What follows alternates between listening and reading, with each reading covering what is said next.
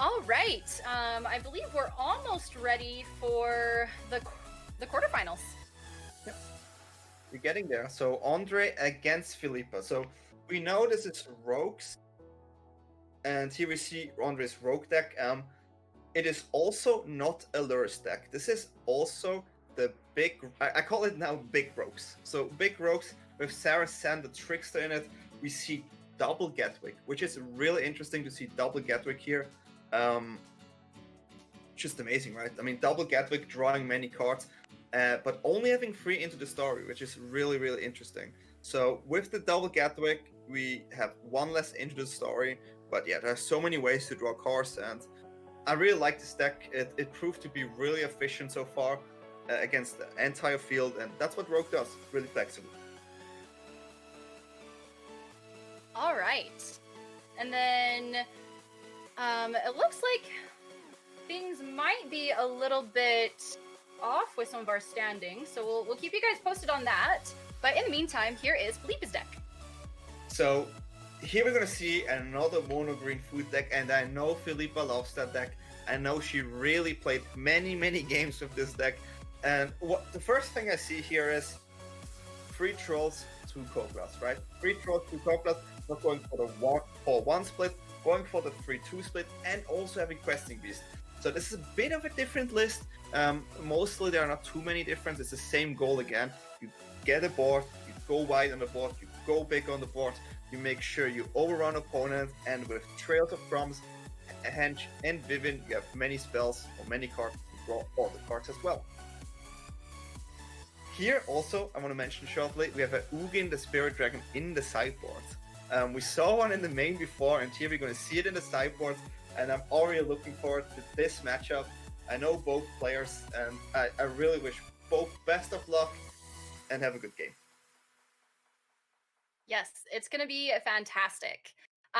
So it sounds like the software that we're using for this tournament may have accidentally sorted the top 8 a little bit wrong with the tiebreaker. And so we're sorting that out, and we'll have that updated very soon with the person in 8th place. So, but this match is still happening. Yeah.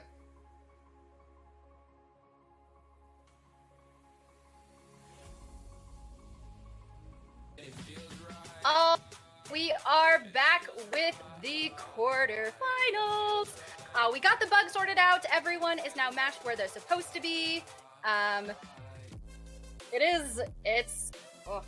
really interested to see how this bracket plays out. Yeah, me too. And I want to say thanks to Emma here.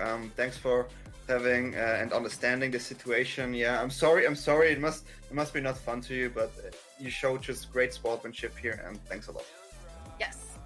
And again, sorry for a software malfunction. Sorry for all the breaks, but we got to get this right so that you guys can have the best viewership experience for the tournament. But ultimately, the players need to have their right pairing so that we can have the best tournament. Yeah, so we talked already about the decks, and so we have ondrejstrasky, MPL, Czech House, big name player. Filipa, really competitive, really wants to win the game. Defeated Seth Mainfield onto the road to top 8. So she is on fire, and I'm pretty sure she wants to get that win as well. Yes, I love to see it. And Filipa's only been streaming for probably about 8-9 months now, maybe definitely less than a year. But I mean, she's played Paper Magic for years, so it's always fun to see that translate into Arena. Definitely. She also loves different formats. So you also, if you watch her stream, you also see her sometimes play Magic Online and Magic Arena, and she just loves Magic. She really loves it, and she's really looking forward to playing more Paper in the future again, obviously. Let's go. Here we go. Okay, so we see this from Andre's perspective, and well, this is a good hand.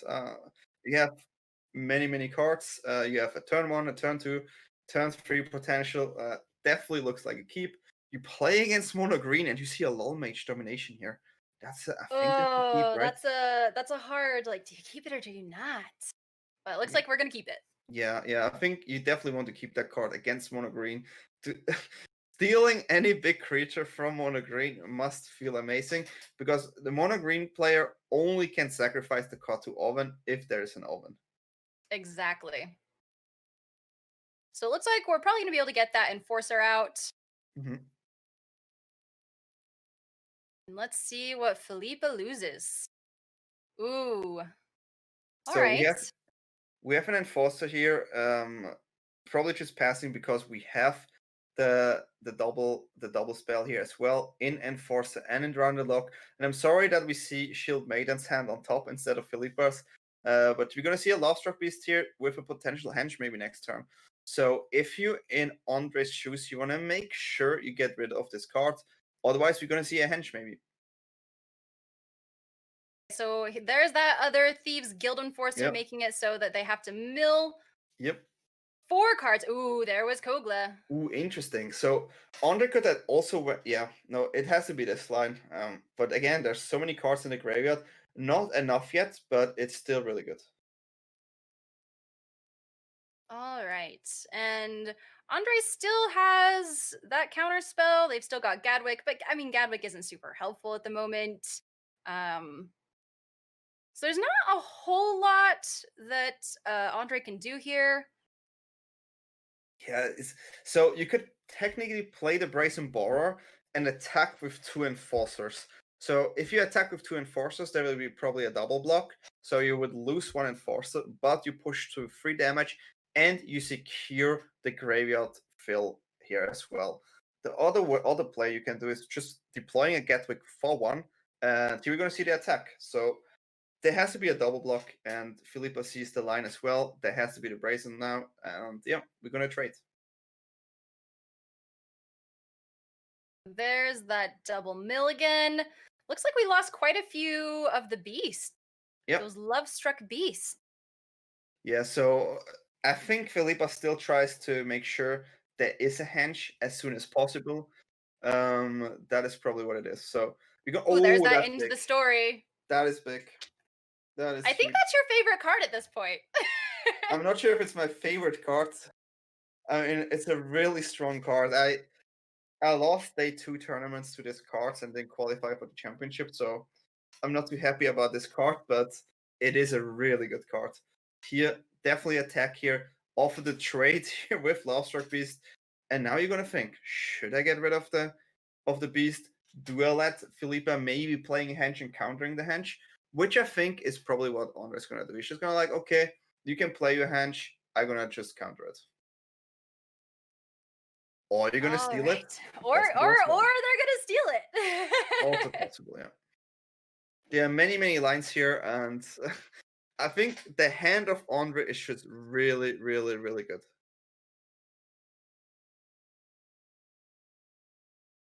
Great there's hand. the henge. Yep. And there's the counter. So Andre decided to get the great henge out of Filipa's hand to get rid of that card, and so it's like, okay, if there's not another great henge, I think I'm looking really good here.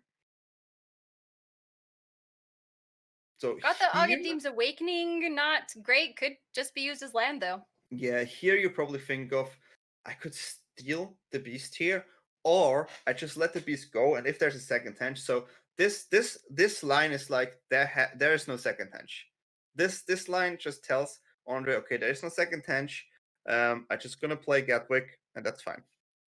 Because what Andre's thinking now is there's probably a 6 mana drop. And unfortunately, Andre only got lands off of that Gadwick draw, but that does save him from 2 turns of top decking lands. Yep. So ooh, another beast. And now with Gatwick into play, for each blue spell we play, we can tap something, right? The Brazen Borer clocks in for free again. You can Into the Story here or Lol Mage, and we can just go for the Into the Story and tap it. Ooh, we've got some more counter spells now. Yep. So definitely attack here. Forces a block, or you go on 2. There is the block. We have a Drown in the Lockup, which is a counter here. There's still food on Filipa's side though, and she can use that food to get some life back here. Looks like she's about to play Kogla though. Yeah, big creature here, and if that gets countered, it's gonna look not so good. It's probably going to get countered. Yep, and here we're gonna see the counter, the tap on the beast. The only card that technically, that's it. Yeah, once Gadwick is on the board, it's really hard for the opponent, who is a creature-based deck, to really do much of Yeah, and anything. I mean, Andre's deck has 3 Asset Scatter in the main. He was ready for the creature decks. I think he just sideboarded that in, but it looked like he had it in the main. It's just so fast. But I'm not even sure at that point. He's just like click, click, click, click. And yeah, I mean, I like Andre's deck a lot here. I think this is like the supreme rogue version with the Sarasan. And if you're in Andre's shoes, you go like, okay, I want to keep removal in, but I have so much removal. Let's just get rid of some. I mean, my hand looks good. I'm on the draw now. I have to make sure there's no hench, and I have to make sure I deal with the hench in general. Exactly. And then what do you think Felipe's sideboarding right now? So the thing is here, if there's any spiders, you go for the escape cards. You want to make sure you have your escape cards. Your main board technically is not too bad against the rogue deck. You have your wolves, you have your trolls, you have your oozes. So there are actually many cards that are good in the matchup, but this was a really hard time for Felipe here. All right, round 2. And Felipe is on the play. Andre is on the draw. Yeah. That was a snap keep. That's what we call a sneap here. A clear sneap from Andre. She's I barely countered. even got to look at the deck before he was like, confirm. No, that's a sneap here. Looks really good. Filipa had to mulligan to 4. I'm really sorry to see that. Sometimes your shuffler doesn't want to give you what you want, right? That's just what happens sometimes. So it looks like she's gonna go ahead and play that Arachneer now. Yep. Wow, this is it hurts to watch, right? Yeah, you have a hand with 4 cards, and you're gonna see like 2 1-drops, and Order's like, well, I don't let you play that. But hey, that one ping from the spider could become even worse. So Andre is on a 19 turn clock right now on that spider if he doesn't deal with the spider. And yeah, I think at this point, it's just really hard, right? So the only thing that is good is there's no 3 blue mana, so Andre cannot steal the spider yet. Right. Yet. Yeah, and also Filipa has 2 non-green lands, which is really difficult when you're mono green and you have a lot of things that need 2 green to play. Yeah, you have triple green, even quadruple green, and double green cards. So you really want to have green mana, and yeah. Ooh! I was not expecting that run afoul right there. Yeah, it was a good card, and at this point, I think Andre's like, I think no matter what I draw, it should be enough. But he's looking for creatures, I think. He's looking for rogues to make sure the graveyard gets filled, and Filipa probably just goes like, whatever I have to play it. I have no options here. Right, so there is her Lovestruck Beast that is now countered. Yep. Oof. That's gonna be hard. But hey, she's getting in those little pings with the spider. Yep.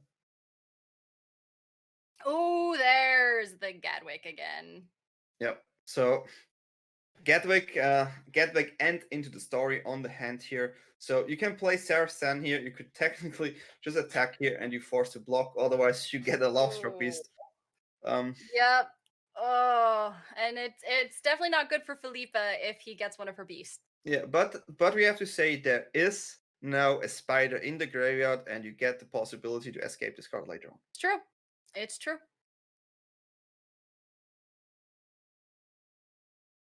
Well, it's probably what you have to do here, right? But then again, we're gonna see a potential counter as well. And then you counter, get a free attack in with the Sarasan, and just steal the card you want. So she's very carefully tapping her mana. Yeah, but she has a land on hand. Deciding what she wants to do. Okay, so this is another Lovestruck Beast. Okay, yeah. It is a Lovestruck Beast. I think you can actually counter this here. And if there's no other card here, you're just gonna steal something. Yes, this is not looking good for Felipa at all right now. But that mulling to what was it? You said 5-4? Oof. Yeah, mulligan to 4 is definitely not what you want. And there's a Vivian and the feasting troll. I mean, at Oh this my it's like, gosh. what do you want to choose? Oh, Like, give me the this is troll, give me the oh, Vivian. I mean, this is a wow, nightmare for this is a mono nightmare. green. Yeah, this is absolutely a nightmare. Oh, I mean, mulligan to 4 is just really bad, right? But still, well, I mean, sometimes you just draw really, really bad hands. yep, that definitely can happen here. And we go and get the Troll King. Why not? The game finishes faster this way. Oh. And it's like, not a counter. Let's take that one.